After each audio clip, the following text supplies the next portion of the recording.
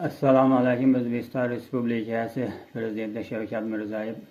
Men Xorazm viloyati Hazaras tumani Shukrona mahallasi Ipakchi tor ko'chasi 1-uyda yashovchi O'zliddi partiya a'zosi Suvankulov Bobomurod Qodirovich. Avvalambor sizni kirib kelgan 2026-yil bilan tabriklayman. Buyuk juma ayyom bilan ham tabriklayman oila a'zolaringizni.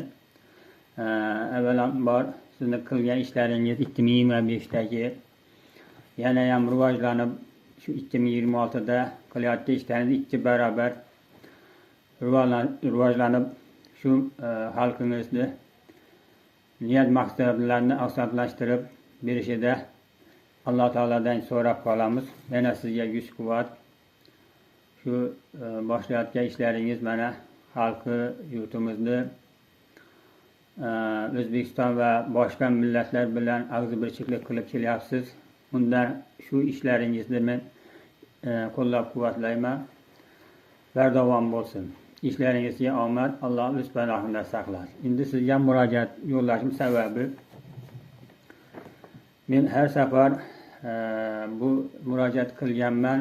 Xorazm viloyati televideniyasidan ham olib kelib, 3 marotaba televideniyaga chiqartirganman. Mana bu Xorazm viloyati Shavvot tumanida yashovchi Norboyev Bahodir Iskandarovich, Xorazm Kafolat savdo aksionerlik jamiyati rahbari. 2018-yil meni chaqirib, men Hazaras tumani shuba korxonasida savdogar bo'lib ishlagan edim. Shu paytlari Hazaras tuman ichki ishlar yonidagi prokuraturasi yonidagi bizlarga aksiyadorlik jamiyatimizga tegishli mebel do'konini olish uchun meni chaqirib, mana bu binoni sen olmasang Xorazm viloyati prokuraturasi va ichki ishlari o'z balansiga olmoqchi deb meni aldab kimosh savdosiga qo'ydirib 38 million so'mlik nimani 100 million so'mga kelishdi. Men rozi bo'ldim.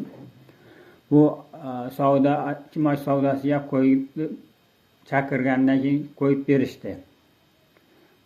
Borsam 100 millionga kelishganimiz 140 millionga ko'taribdi. Men o'zi sezdim. Bu ololmay ketsin degan ma'noda shu ishni qilgan. Lekin inshaalloh avvalo Xudo men buni